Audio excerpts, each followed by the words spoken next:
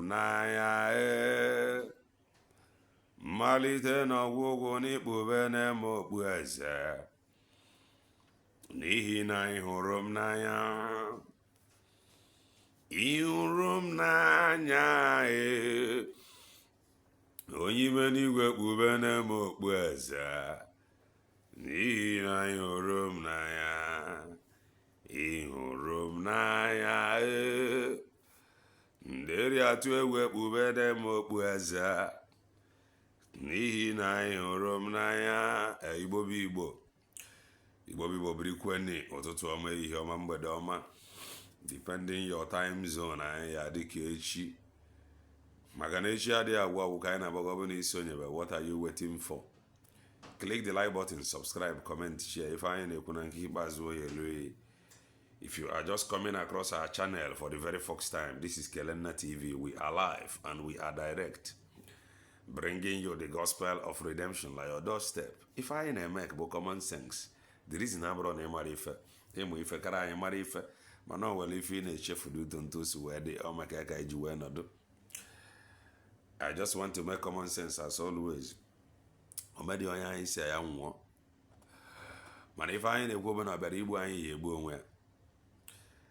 Anyị hetiri okereke, anyị hetiri ọkara afọ, mana ihe anyị na-ekwu bụ that we know to be truth. Ọ ife anyị na-ekwu. Ihe anyị jigwe na-ekwu ya ka alaba anyị dị mma for the sake of the future generation. Ọ gwụcha anya ya bụ ife anyị na the reason anyị ji ekwu ife anyị na-ekwu. O nwere video nji agbaghara gị mana before ma agbaghara gị the video, we are still thanking those that have supported us. We want to get some gadgets starting from laptop. Chukwu gozie gị tụwara gị nzu n'ọgwụ. We still need more support. Buko. The reason why anyị ji ekwu eziokwu remain unbuyable bụ na anyị ma that whatever we need, that our God Almighty is going to provide it through you, through your support. You gotta go. So why in the Jesus abịa nara ego ka m wee support bụ okereke ma ọkara afọ ọtụbasị, whereas now that it will only take time, but if I sincerely na-arịọ that laptop, just call it a beggar, call it anything, but make sure that you are a partaker, because I am going to travel to the mountain to call upon God upon your head. Please kindly support us. You gotta go. And I want to use this opportunity as well. Dịka okwu Maazị Ekpa Njọkụ na-abịa na court, make sure those it concern, the government, na na-ede ife banyere ọrụ ọma ọ bịara ebe ịrụ na-atagị the Finnish PM or president ka ya nwee ike ịfụ reason to reason with you, because the people that wrote a petition against him before Ejidia, that was what they did. So ka emekwana ya nke anyị n'ụzọ ziri ezi. Ka Chukwu manere ekene na aha eze Chiogike abịa ma ise. There is a video I will play to you, but before I play that video, there is something that I want to read out. I want to read out. What I want to read out is about faith. You gotta go. Faith is generally understood as a strong belief, often without proof. Now, we are exercising faith. If I am exercising faith, let me take that again. Faith is generally understood as a strong belief in something, often without proof. Faith I display. Faith exercise. Now, Biafra anyị na-ekwudi okwu ya kee ntị iche na ọya adị ma ọ bịa ịmanyenwu the account ịma mgbakọnwụ ịya agbakọnwụ ntị ihe esi agbakọnwụ bụ obodo ndị ọzọ gagoro n'iru. Ịghọtago now what they are enjoying, that is how you will describe this Biafra to be. So that is to say, you are exercising faith. Bible says that faith is the evidence of things not seen, but believe. And I'm going to take this part again. That you, as a believer of Unweronwe, you are exercising faith. Now, faith is generally understood as a strong belief in something, often without proof, or complete trust in a person thing or concept. Now, Biafra haine ekwu okwu ya. After the redeclaration in Finland, we now have it in our hand. Now, formally, we were talking about it, but those who are of the known, when those are saying, no, the man, someone like Mazeba said, and he did not just sit down and begin to broadcast. Check that date. He was walking. That is all gonna here. On our walk from point A to point B, up on the autopilot, from autopilot to Briggy, from Briggy, about United States of Biafra. So he said that he know, because that is where he gets people confused. He said that he know when Biafra will come. So a lot of people was waiting.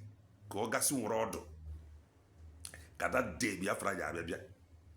But he did not just sat down on a roar in progress, moving towards the end of it. Rutezien at the end of it, yeah, Boebe wanted the redeclaration. And after that redeclaration, the Biafra bena. You get that now? Then, all the Oroanye Kobu to make sure that redeclaration stands strong and firmly or firm. Let me take that part again. Faith is generally understood as a strong belief in something, often without proof. You believed on Biafra without proof. The proof that you have now is that it has been redeclared. That is our proof. That is our receipt. That is our ticket. So upon that redeclaration, seek for recognition. Faith is generally understood as a strong belief in something, often without proof or complete trust in person, thing or concept. Prove ya I have ya. Ke for ya na Finland. Ke ka si wafia because it was redeclared. So that is that. I ain't when it prove, I ain't when a ticket when I redeclare. And after the redeclaration, seeking for recognition with the final stage. Our stage yeah, la final canona, mother saying get to where we were coming from. If you don't like go to your aunt. I have one guarantee. Let us listen to this. Very, very important. Let's listen. I got this this video from the USB government. Okay, no, from IG Don. I will be playing it from IG Don X account direct. Let us go. Fellow Biafrans, I present to you the response from our Deputy Prime Minister, Her Excellency Dr. Ngozi Orabueze, to one of the commanders of Biafra, Commander Jenju Diawo. Fellow Biafrans, you must understand, in everything we do, we are now in a government. We are now in a government. You must follow the structure. We are now in the government. You must follow the structure. But some people don't believe in this government. That is where we have problem. We are now in government, yet some people don't believe in it. Both those on the media, they don't believe that we are now in government. Both those in homeland, they don't believe that we are now in government. That we are now in government. Let's continue to listen. The structures laid down in whatever we do going forward. Gentle Diawo needs to understand we are now in a government. If he's struggling for money, that says everybody must understand that we are now in government. Everybody must understand we are now operating as government. Everything with a structure. In Diego, as I am in a homeland, and when a structure to meet, we are no longer in Briggy. It is only in Briggy that one person about the finance minister broke the APM. that is acting PM. That can only happen in Brigi. Even in Brigi, under Mazeba, it wasn't so. So, like this very Brigi now, headed by Ogenkere, that is where you find that kind of thing. And our people, we are comfortable with it. But this, we are something that have never happened under Mazeba. Why are we now comfortable with it now? Let's continue to listen. A structure in place for him to request money for him and his men. If you need money, there is a structure in place for you to request money. No longer the structure of Brigi, because the redeclaration in Finland Convention that give birth to the declaration of Biafra, is where we are operating now in government, seeking for recognition. So there is a structure in place in Diego. Let's continue to listen.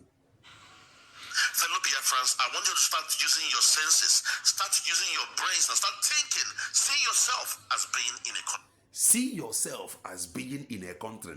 See yourself exercising faith. In fact, you are no longer exercising faith. You now have it in your hand. Let us go back and look at that place again. You now have it in your hand. See yourself. See yourself. You are no longer exercising faith. You now have that redeclaration in your hand. Faith is generally understood as a strong belief in something, often without proof. The proof you were now, boy, you now have it in your hand. What do you have in your hand? Redeclaration of Biafra. That Biafra Ijidegianaka. See yourself as person that is in government. Let us continue to listen to that audio. Country. Don't make me See yourself as someone that is in a country. Listen. thinking. See yourself as being in a country. That is faith. You have exercised faith. And that exercise faith, that was the reason why Biafra was redeclared. For you to have something in your hand. You were operating in faith in when Biafra no yadema. And that faith triggered the declaration. That declaration and if I hijinaka, if jinaka, for recognition. I don't know if I am communicating. You now have something in your hand. What do you have, Biafra? How did it come about? The declaration gave you that Biafra in your hand. With that Biafra in your hand, you will be meeting Ndo Wanine, seeking for recognition of that you have in your hand. Those telling you to return to Brigi, when we dare come to the place of United States of Biafra. So maybe because it is Ngozi Orabueze that declare it, so they want you now to go back to Brigi, so that when they are done in Brigi, they will now come again to redeclare it with their Orabu Nigeria or Orabu Biafra, because Orabu Biafra need to come and redeclare it so that they can use it to go and seek for recognition. We now have something in our hand. That should be the message. And what do we have? Biafra. And that thing we have in our hand is what we will present to them, telling them, this is what we have in our hand, recognize it. Before the redeclaration, we have something in our hand. What was that? The referendum result is in our hand. With that referendum result, we move to redeclaration. After the redeclaration, we still have the redeclaration and the referendum in our hand. We are no longer operating empty-handed. So we are seeking recognition of that we have in our hand already.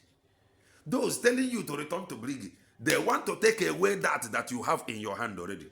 I don't know if I am communicating.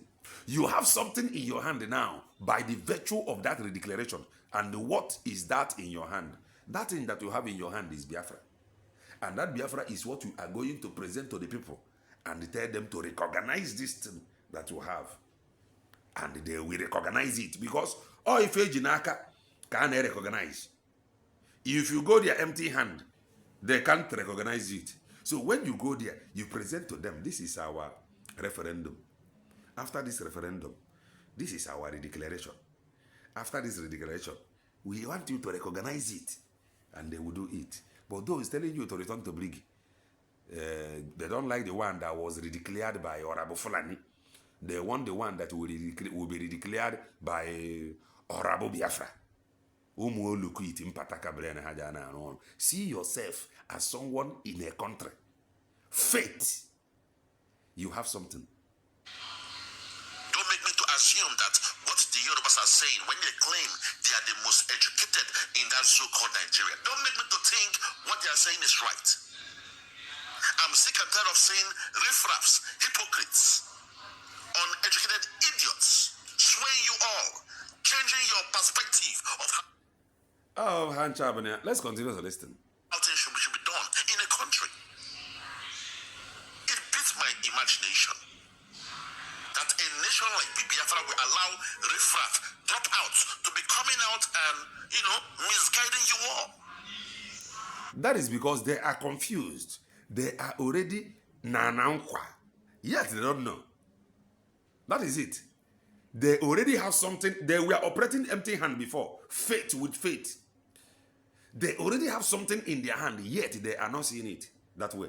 They want it the other way around. They want you to know. They want you that know that you have something in your hand. They want you to throw that thing you have away and they return to them that has nothing in their hand.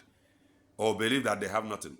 Return to them to bring it. Listen. We are now in a country, there must be a structure laid ground. So if you are ready, my people, please, I indulge you to listen to our Deputy Prime Minister as she explains everything on ground. All we have was a miscommunication. Gentle Diao should understand there is a structure in place. In a government, if you need money, there is a structure. Don't expect Donald Trump to be the one paying the military on ground. Did you hear that? Don't expect Donald Trump to be the one paying the military. But the other one, he is the acting PM. He is the finance minister. If any now buy own pictures everywhere. I don't hate him. I don't hate anybody here. But we are saying the truth. If any gonna buy own pictures, everyone has a picture. Organ gear with another person. Why is he not appearing on the picture with other people? Why only him? Only him. Always only one. And the onion is a picture. Huh? Let's continue to listen. We don't ask question. That is our problem. Nekiabu APM. Nekiabu finance minister. Over 18 million people. Hi. Listen. That's not how it's done. There is a structure in place. Follow the structure. This structure, Ngozi Orabueze is only having one post, or let's say two. Formerly, COS. Now, the deputy PM. She is not even, she only deputy PM, only deputy PM. But the other one, finance minister, Yabo Debego. Only Yawa, Nigeria visit congressmen and women, and there's a picture with them together. Only Yawa. Bo finance minister, only him alone, only, always alone, one man squad. But Ngozi Orabueze is only deputy PM. Ure other post in Yesi Andozo, I can have a Orabu Fulani. What if lawyer Mabo Debe go brief? What will you now call her by then? Chai, never own a joker. Listen. Know the structure on ground and stop coming in the public, disgracing the Biafrans, acting this way. We are now in a nation. We now have something in our hand. And what is that? Mazeba said that after the redeclaration, follow recognition. That recognition, how do we explain this? You have something in your hand. After redeclaration, follow recognition. So that declaration, this is this thing. Recognize this thing. That is just it. But those that felt that they have nothing in their hand, they want to drag you that have something in your hand to return to Egypt with them. Continue to listen.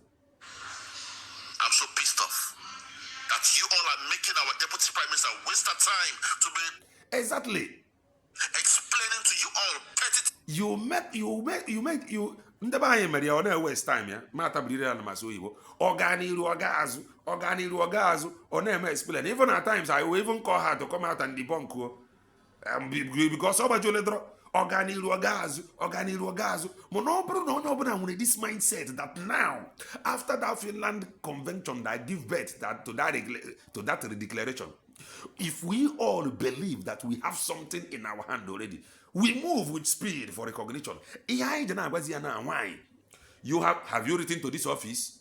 Or say no, madam, go and write to that office, because we have known. We understand time and season like sons and daughters of Issachar. We know that we already have something in our hand. Moving with speed ahead. Madam, have you written to the congressmen and women? Have you written to Norway? Have you written to France? Have you written to Russia? Have you... What? Throttling every cylinder, making sure that you are writing to anybody that need to be written to. But what do we have? Instead of going forward, we are dragging her back. She have to come back, always explaining. Oh, you are working with Caterpillar. Or say that she don't know who is Caterpillar. You are working with Ikenguruago. She said that she is not working with Ikenguruago. You are... I spoke with Mazepa. He wants us to return to Brigi. The woman, sometimes, why are they confused? At times, the woman are they confused. Now, that's not going to be her. Ekwute mma eburu ya kodo di woman n'isi. O mere nke o megide kwọsị ọkwụ na afrani ha ikorogo nke akodi ya n'isi. Ebere emeta ugwore the woman.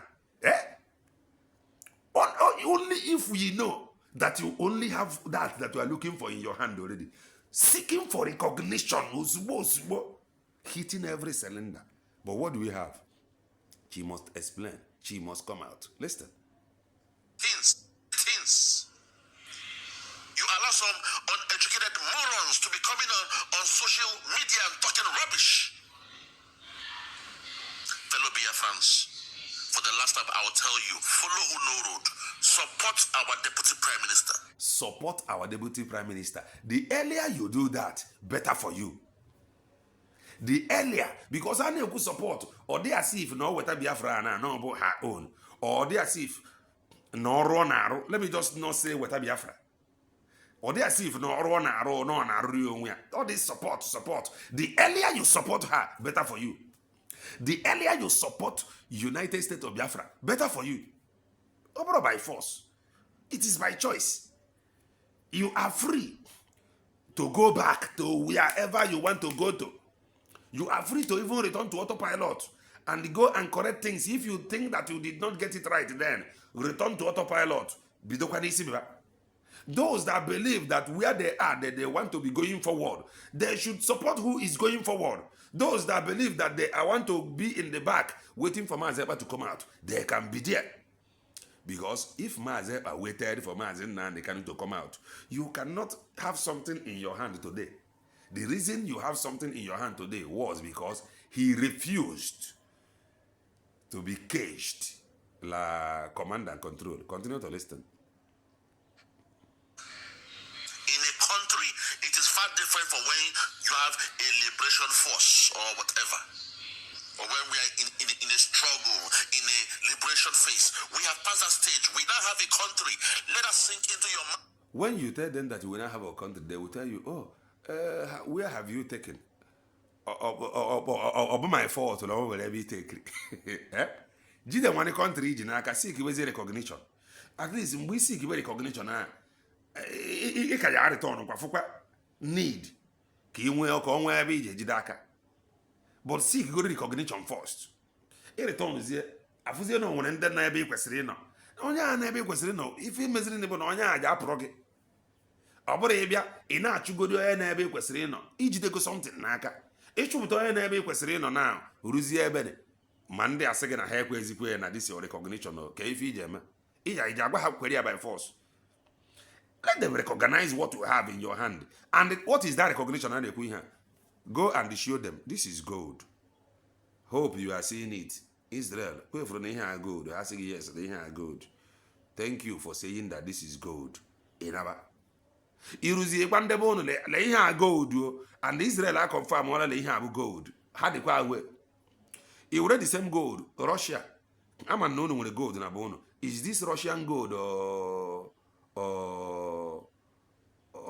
ke ife a na-akpọ ya African gold? Ha sị gị no, but this is Russian gold. You say thank you, I have Russian gold in my land. Ama me la gota na i return gwakwa Ndị Russia sị na gold abụkwa nke anyị. You have something in your hand. Listen. We now have a country. We have a country now. Yes. You guys, don't make me to... Why some weeks before this redeclaration? The reason Eji able to make sure that redeclaration never happened because what they did. Listen. You are going to listen to Dr. Ngozi Orabueze. Listen. Be angry because I want to believe our people are as smart and wise. We have a country. Whatever you are doing, there must be a structure. I rest my case. Please, listen. I present to you the Deputy Prime Minister, Her Excellency, Dr. Ngozi Orabueze. Thank you.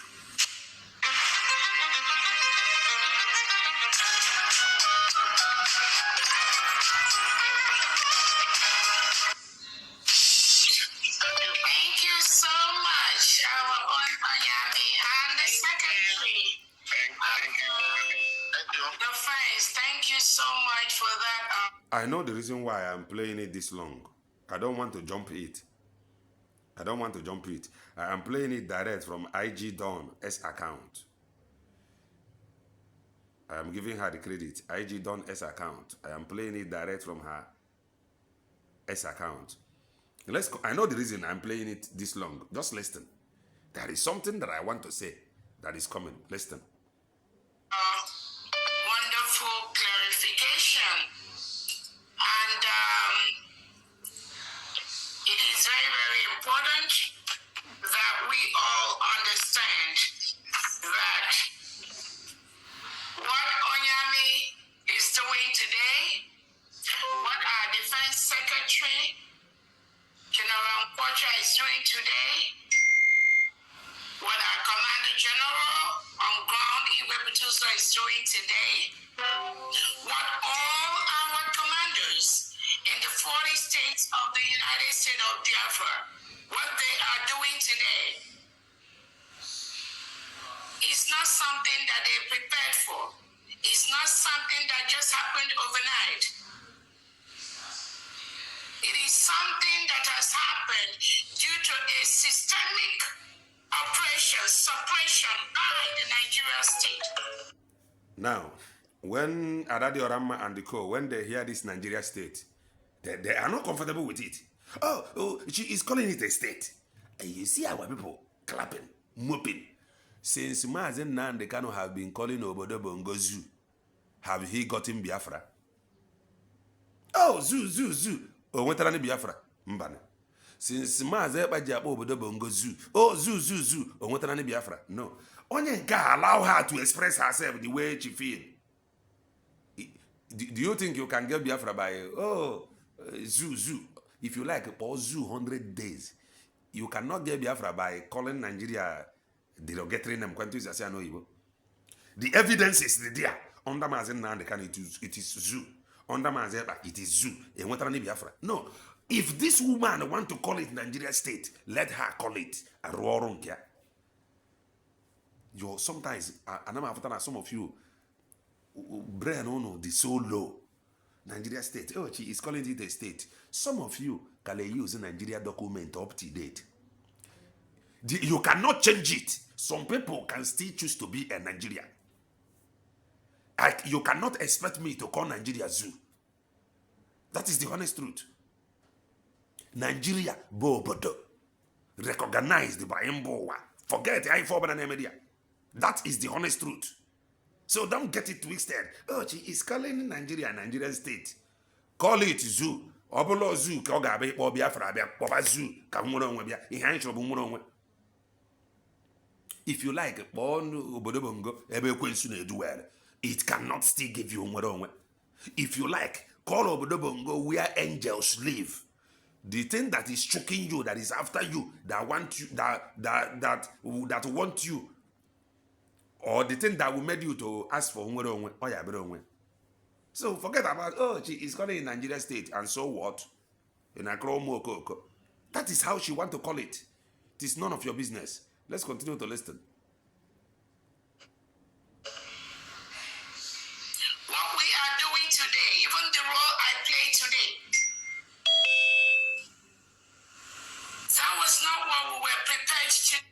even the role she played today, that was not what they prepared for.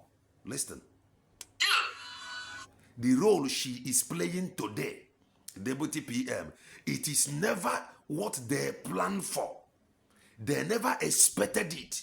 Yeah, it is normal enough for ups and down there.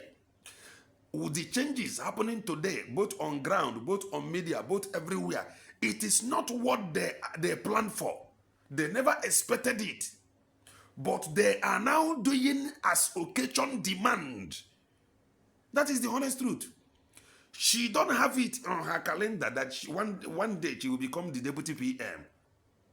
Men on ground, all this thing that is happening today, it is just as occasion demand, and let all try to follow. Let's adapt to it.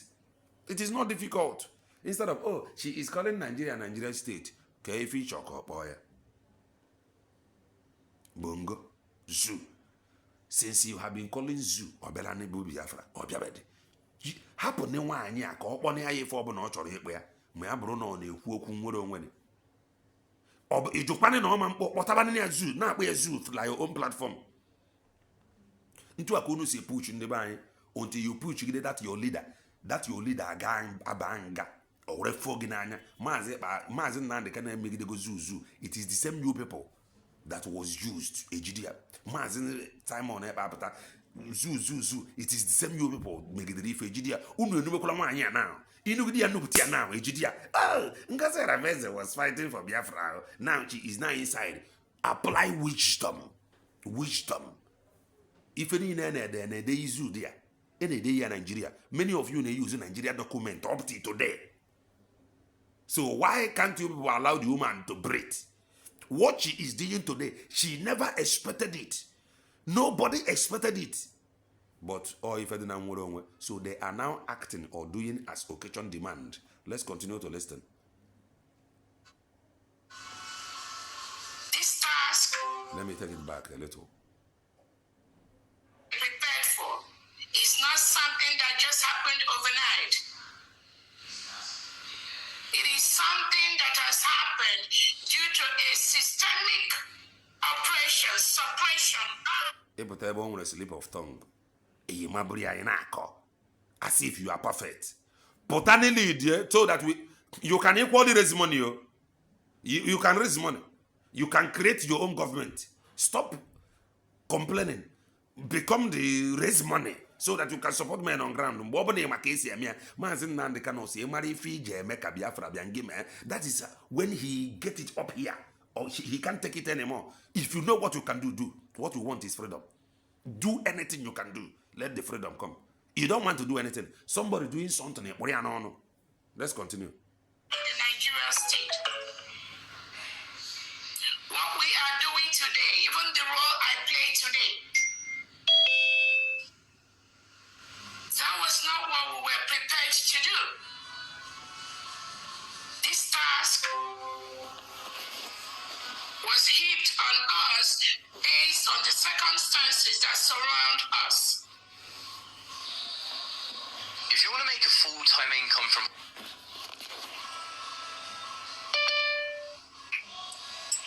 So, I want to touch on one or two things. What the Defense Secretary and the Defense of Deputy Secretary has done today. I don't know if our Commander General at home, Igwe Butuzo, is here online. Sometimes they have internet problems. This is where I have problem. This about Butuzo. Dr. Ngozi Orabueze, I have problem here. The reason you were probably here ka oruten to abo ka anyị gwake na onwe anyị eziokwu. Eziokwu anyị chọrọ ka anyị gwa onwe anyị. Ọ bụrụ na ngị na Commander Igwe Butuzo, the General Commander, na arụkọ. Let him come out and address our people. Enough of this network. This is the first time. No question with you people, to address in the bank. It is very, very important that he do. Very, very important, because their silence now contribute to all these things. So, madam, Talk to him. Phone. Let him come out and address our people. Let all this network issue, if possible, may record via online that our people may see. Without hearing his voice recently, voice about that he stand with United States of Biafra. There is another voice that we have seen about where he was talking about USB charger. And here you are saying that he's supposed to be online with you people, but due to network issue, please, if anybody have audio, because this very thing that I played now, the thing I go, and I did not hear from him, and I am not comfortable. So if you have any audio where he said something, because she said that he, Commander General Igwe Butuzo, should have been online with them, but due to network, what I'm not online. See network another excuse. Because their silence is support. That is their silence when called. Their silence is so let him speak up. His voice alone will silence all this brouhaha if you on social media. So with all due respect, man, talk to him. CAG's network and an excuse. What is happening on social media now? His voice will go a long way in putting a lot of people to shame. His voice will go a long way in putting these people that is constituting nuisance like social media. His voice alone will put them in shame. CAG network will end an excuse. For how long? KJG network will end an excuse. They come through before. I know where I she said that he's supposed to be online, but due to network, Buko, madam, make actually reach it to him. Let him send it, Lord Dio. Can get one post to your mobile network because that his voice alone will silence these people that is after you, like social media. I know the reason I am saying it. His voice will silence all this thing that is happening on social media. If of a truth, let him send you a voice directing our people, giving our people insurance. You got to go now. Social media. I'm just giving suggestion. I'm not a member of IPOB. I'm not an insider. I'm not a freedom fighter. I am a content creator, a political analyst, and a preacher of the gospel of redemption. Nanki Bazwa, I preach it with anointing. So his voice note we go a long way in putting many to shame. Let's stop this pretense. That is the truth. His voice note alone will silence all this noise for the social media. All the very, very important that you do, reach out to him. Kaigariji network, no excuse. Listen. He is expected. I'm going to take it back because the video I will go here and I did not hear from him. So if you have any video where he speak or where he spoke, like this very program they did, give me the audio. But if he did not speak, Madam Dr. Ngozi Orabueze, tell him to speak. Very, very important. Very, very important. As the general commander, his voice alone will send a good signal. No bindebine. All the very, very important that you tell him to do that. Very, very important. Kagari delay network and excuse. Then may be fair where if I may be fair. Kagari delay network, na excuse, na delay. Then may be fair na social media. And if I may be fair na social media, they are putting fear no in the mind that can contribute money. So his voice alone will go a long way in putting them to shame. Listen. Two things. What the defense secretary and the defense of deputy secretary has done today, I don't know if our commander general at home. You don't know if the commander general at home, before he be online, You know what is at stake. And you know that his voice alone or his presence alone at this very program will go a long way in setting the record straight. You don't know. Did you call him? Did you reach out to him? Some of these things I know online cable. But some of all these things if here now is really somehow. You don't know. When you don't know, what did you do? Was he online? Did you actually speak to him as the general commander in the homeland? Did you reach out to him? One online no. This katakata de la social media please make sure you speak. Speak with him off camera before he be online. You don't know if he's online. You did not see him online. Did you check? Did you bother to check? I am not insulting you, but you should know that his voice alone can go a long way in setting the record straight. Not coming out saying you don't know if he is online. You understand about network. Did you reach out? That Zoom or so whatsoever. The name he's supposed to come with. He is not there. You called him on phone. When Afron go online, what happened? Please come online and do this thing. Let us do this thing. Can the people that is saying all manner of things against me, that they may stop? Okay, Semia. That is how it is done. Not, I don't know if he's here. Madam, you don't know if he's here. If you don't know, I am now telling you that his presence can go a long way in setting the record straight. You don't know. You should know. If you don't know, you should know. Listen. You don't know. You should know. I take it back. I don't like it here. I don't like it. So this is the person you are working with. General. You don't know if he is there. Call him on phone. You should know the name he come online with. Online. You reach him.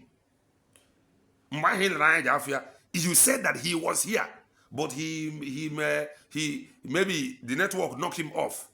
He will join us later. No, you should know.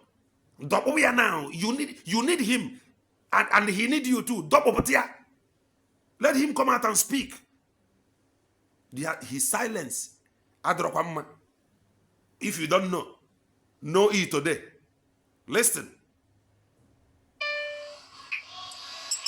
So, I want to touch on one or two things.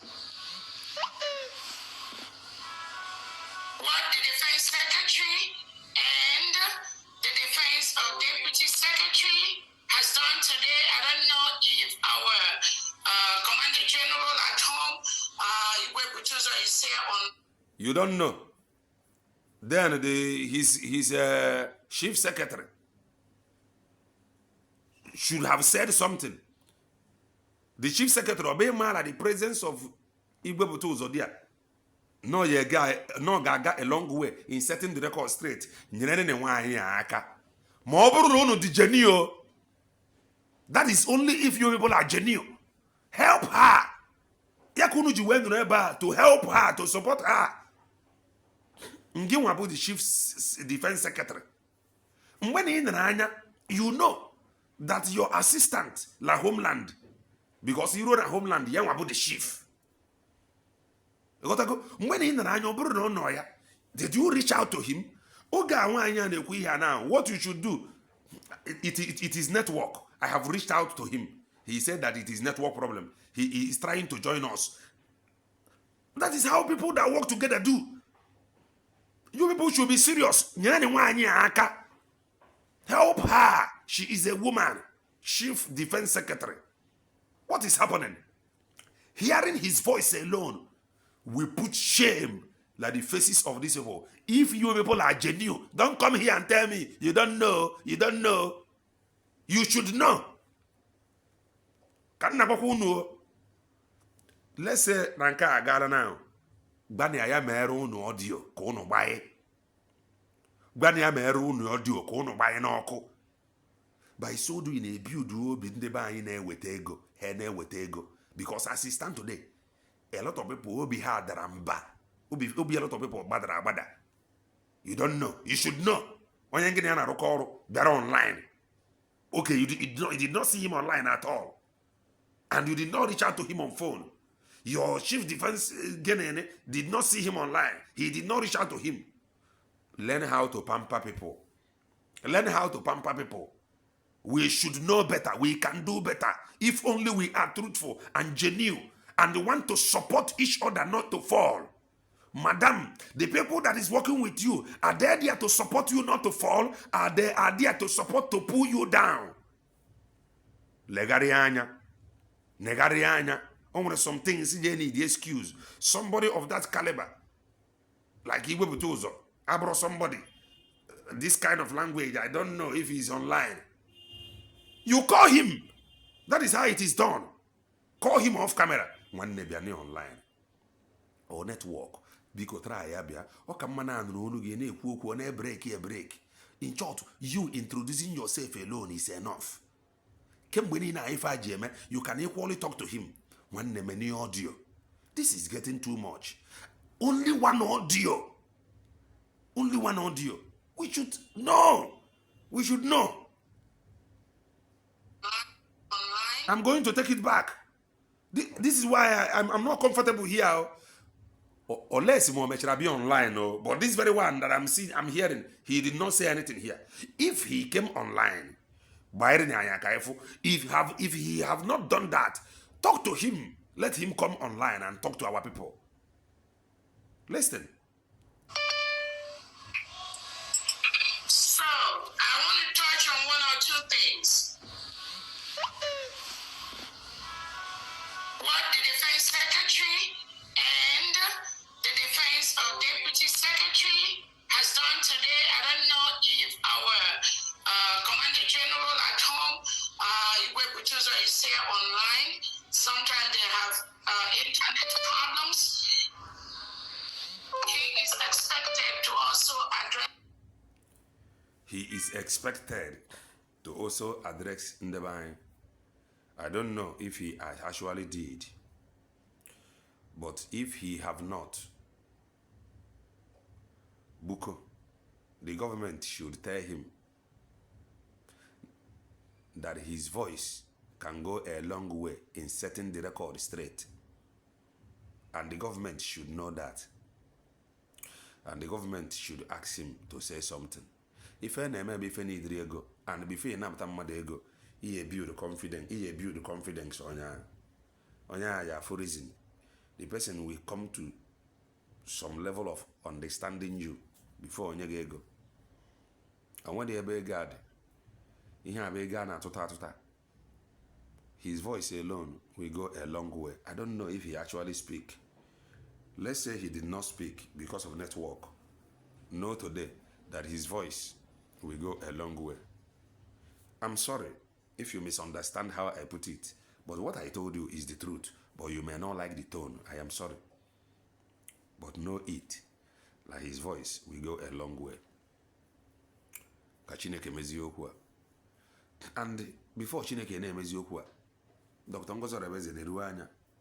People that is with you, are they really supporting you to succeed?